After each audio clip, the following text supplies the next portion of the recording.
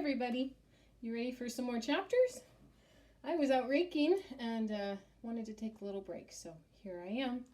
And we'll get going with chapter 5, okay? There's a little picture. So here we go. It was noon when Galen rode into the first town. The streets were noisy with people going about their usual business. But when they saw Galen and the royal draperies on the horse, they left what they were doing and followed along behind him in a buzz of curiosity. Galen rode straight to the square in the center of town and cried out, as he had been told to do so, gather round! I'm here on the king's business."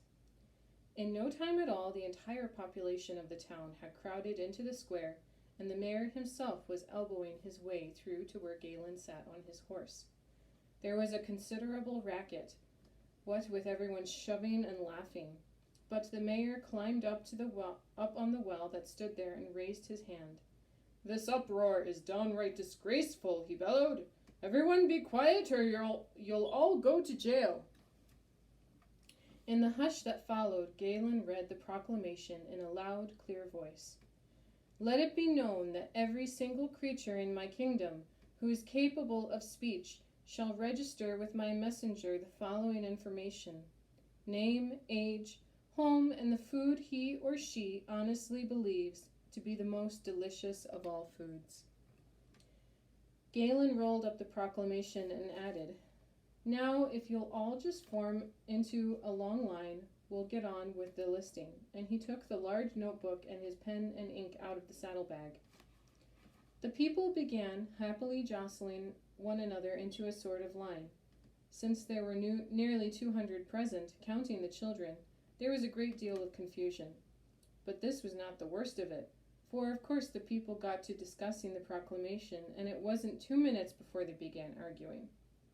Galen had barely registered 3 names when a scuffle broke out somewhere in the middle of the line, a scuffle which rapidly became a fist fight which immediately developed into a general free-for-all.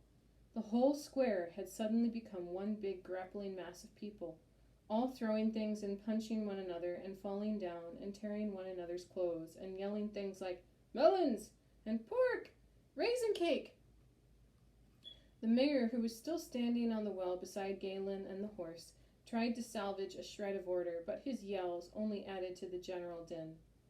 At last he climbed up behind Galen and shouted into his ear, "Come on, I'll have to call out the guard." Merrill carried them off through the square, dodging flying vegetables and trying not to step on anyone. They stopped on a side street before a little building where a sign said "Mayor" in large letters. "Just a minute while I call out the guard," said the mayor, and he drew a deep breath. Then he bellowed at the top of his lungs, "Guard! Guard, I say!" In response to this ear-splitting summons, a soldier in a battered leather jerkin and helmet appeared at the door. He carried a long spear, around the point of which had been tied a small pillow. "What's the pillow for?" asked Galen. "Well, we don't want to hurt anyone, you know," said the mayor. "Now then, go up there and calm everybody down," he said to the soldier, "and tell them all to come in here one by one. Tell them it's the king's command." The soldier trudged off, and the mayor took Galen into his office. "It makes me feel a whole lot better having a guard to call out at a time like this," he said, sinking into his chair behind a large table. "But it's most upsetting, to say the least. What on earth does the king want to go and stir up a lot of trouble for?" "Well, you see," said Galen, "the prime minister is writing a dictionary, and he's having a hard time with the definition for delicious. That's all it is. I can't see why everyone gets so excited about it." "Oh, people enjoy getting excited, you know," said the mayor. "But just the same, it's different this time. There's something in the air. I had a report this morning that there's a fellow riding around about talking against the king. I hope he doesn't try to come here. By George, I do. It's possible that, on the whole, part of it could be an overall undercurrent of dissatisfaction. If the king lies down on the job, the people will stand to gain a loss of confidence in him. Mark my words, in the end it will be the beginning of trouble," and he sighed and gazed out the window. Galen thought he understood what the mayor was trying to say.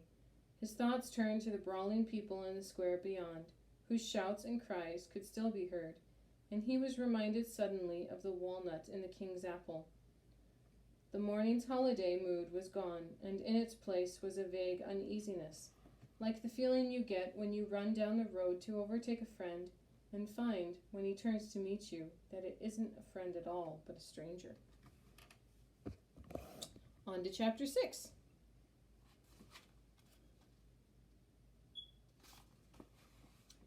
It was 3 days before everyone in the town had been registered, and when the job was finished, Galen turned over the pages of the notebook and sighed.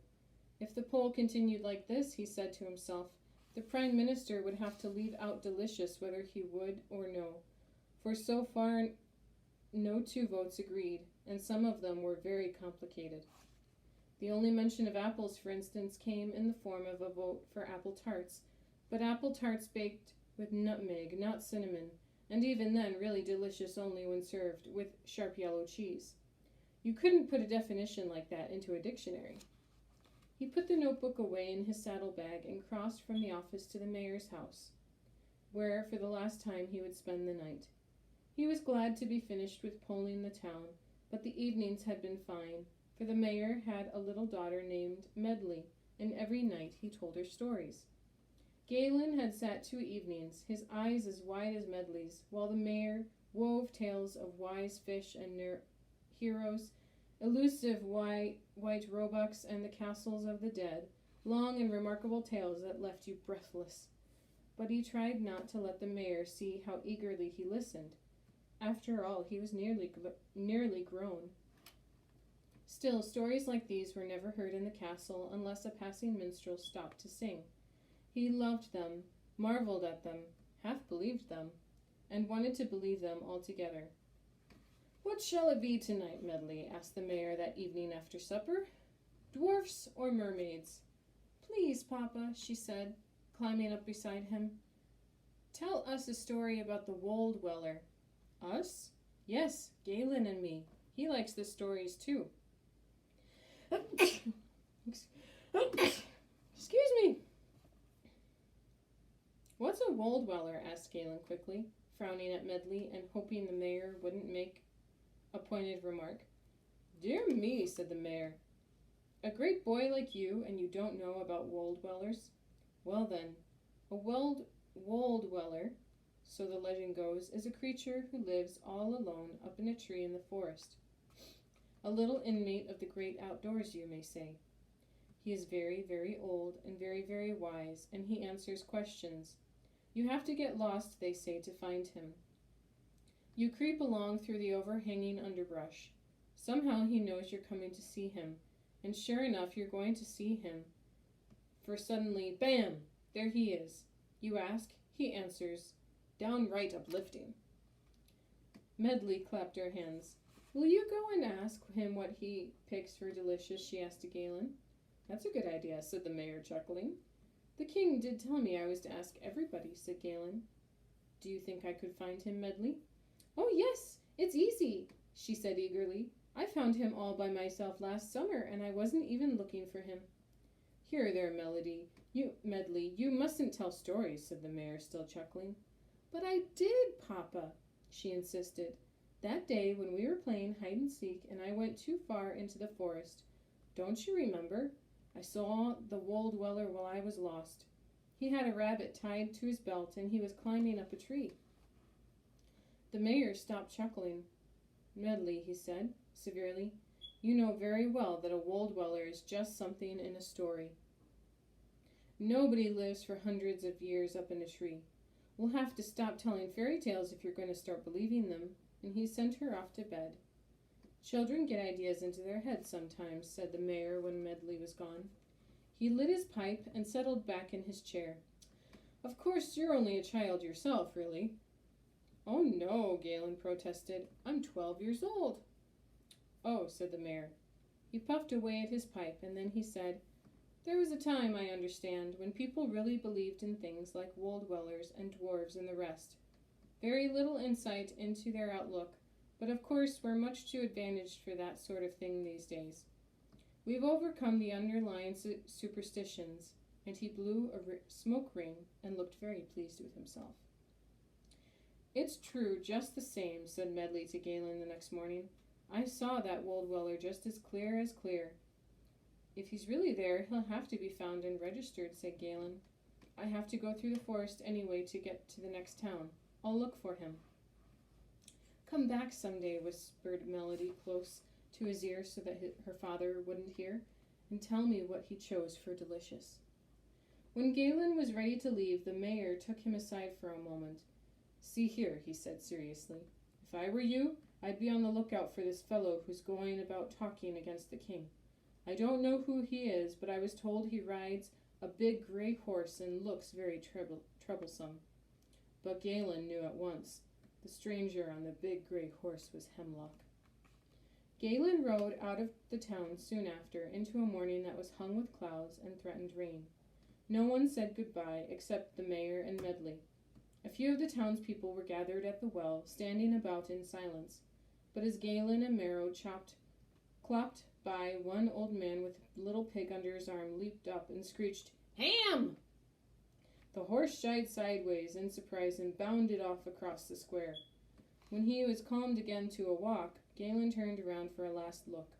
He saw that two of the women were trying to dump the old men into the well, while a third had hold of his arm and was trying to pull him out again. None of them looked as if they were enjoying it, and the little pig stood squealing on the cobblestones.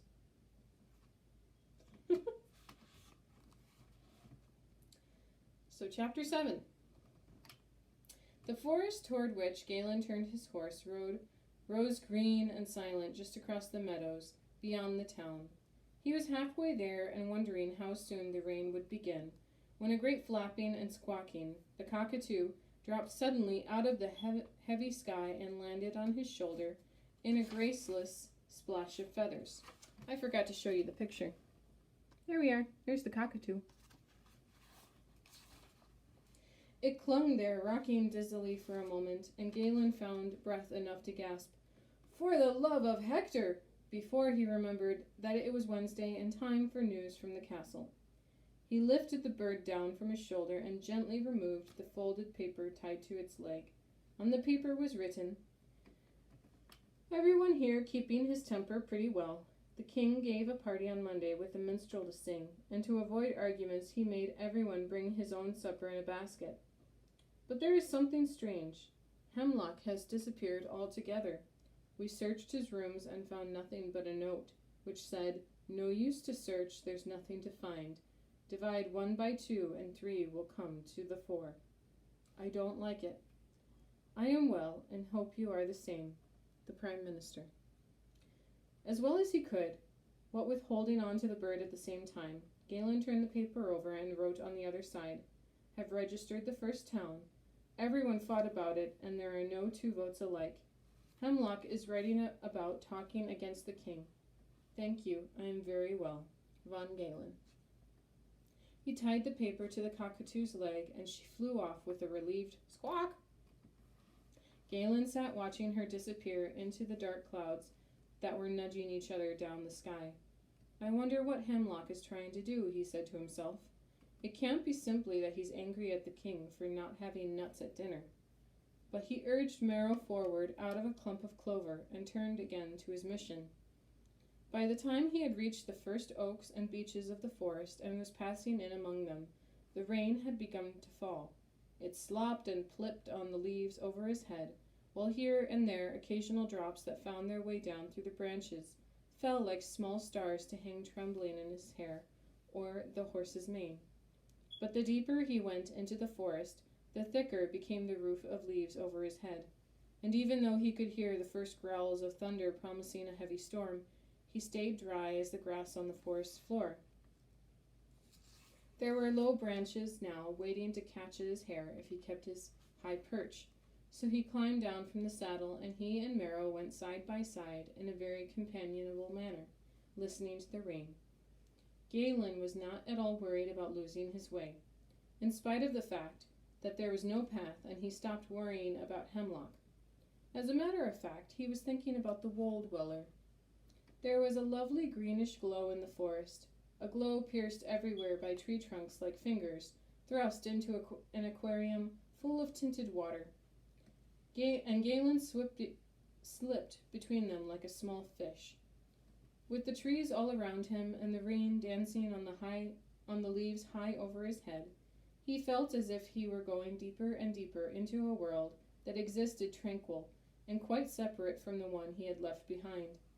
He had just decided that the Wold Weller must surely be real, when he came smack up against the most enormous tree trunk of all time, and a voice croaked down at him from somewhere overhead. "Stop where you are, boy, and look around. You've stumbled right into the exact and precise center of the forest, and that doesn't happen once in 100 years. Ooh. So we're on chapter 8. I think so, or so. Another chapter. Wonder who that is. Galen was not surprised at all when he heard the voice. He tied his horse to a nearby sapling and stood looking up at the branches of the huge oak. He couldn't see anything but a dense mass of leaves. After a moment, the leaves trembled, and the voice called, "Stand back, I'm coming down." The end of a long frayed rope appeared and dropped to the ground. There was another, wilder disturbance among the leaves, and at last a figure emerged, climbing cautiously down the rope. The Wold Weller was a very, very old man. He was wrapped in rough cloth that exactly matched the bark of the tree, and about his waist hung from a twinny sort of belt were a number of objects, a saucepan, a wooden fork, and various other things which clanked and rattled as he descended. His hair hung gray and tangled, and so long that as he came lower, Galen saw it was his hair that he had tied around his middle for a belt, not a piece of twine at all. "You're the Wold Weller," said Galen. The old man reached the ground and turned to look up at him. He was small, and his face was as dry and wrinkled as a walnut shell. "I'm a Wold Weller. There's one in every forest, you know. I'm 900 years old," he said, and then added anxiously, "Do you believe that?" "Yes, I do," said Galen, for the Wold Weller certainly looked as if he were 900 years old. His eyes were so hung about with wrinkles and folds that they looked like two bright little pins pressed into a prune. "That's right," said the Wold Weller with satisfaction. "I am 900 years old, and you came looking for me to ask questions. Nobody does that any more except him. They used to come all the time, 200 or 300 years ago, but they don't believe in me any more." "There's a little girl in town who believes in you," said Galen. "She told me that she saw you here last summer." Yes, that's so. Some of the children still believe, but they don't come to look for me. Their mothers and fathers won't let them, you know. They don't believe in me, but at the same time they're afraid I might be true, so they won't let their children come. Curious." The Wold Weller sat down and stared off through the trees. He was so dry and light that the leaves under him lay quite crisp and uncrushed. "Of course I've plenty to do without answering questions," he said after a moment. "There's the forest to look after. I hope you didn't break off any branches on your way in. Careless, heedless, thoughtless you are, all of you. No appreciation. It was always like that, even in the old days." The Wold Weller opened his mouth wide and wailed, a mournful wail of chagrin that seemed to wrap itself around the tree trunks and hover like smoke before it drifted away. He sat scowling for a moment and then turned abruptly to Galen. "Can you climb a rope, boy?" "I guess so," said Galen. "Come up then and I'll show you something." The Wold Weller scurried up the rope and disappeared. Galen climbed after him, puffing and straining, and managed at last to poke his head through the first tier of leaves. He looked up. The rope still stretched far away above him, threading among branches that reached out in every direction, like thick, muscled arms and frothy green sleeves. "Come on, boy, climb," said the Wold Weller's voice, high up over his head. Up and up went Galen, resting when a convenient branch presented itself, until at last he came to the end of the rope where it was knotted firmly around a sturdy branch. Here, more than halfway up the huge tree, was a hole in the trunk, and out of this hole the Wool Dweller peered beadily. Come in, boy, come in, you're as slow as a caterpillar. Galen dropped feet first through the hole and found himself in a neat round room, completely empty, except for a pile of ashes in the center and a mattress of leaves against the wall. On the other side there was another larger hole, and toward this the Wool Dweller gestured impatiently. Over here, boy, he said. Never mind the room, look over here. Galen crossed and looked out through a wide break in the leaves. What do you see, boy? Asked the Wool Dweller. Rain, said Galen. Rain and treetops, like a wet, bumpy green floor. What else? Prodded the Wool Dweller. I can see a little of the first town too, said Galen, trying not to feel dizzy. Way over there, it looks so small. That's right, crowed the Wool Dweller. It is small and flimsy. You've got nothing that lasts, you know. That's not the first town that ever stood there. There was one before that, and one before that one, on back for 900 years. But this tree has stood here all along. What do you make of that, boy? I think, said Galen, feeling his head begin to spin, that I'd like to go back down now. The Wool Dweller stared at him for a moment, an expression of disgust deepening the wrinkles around his mouth. Then he sighed. No change, he said. Not in 900 years. Not, he added, that it matters. Very well, let's go down. My goodness gracious. Quite a story, huh? Alrighty, well that's it. See you next time. Love you. Bye-bye.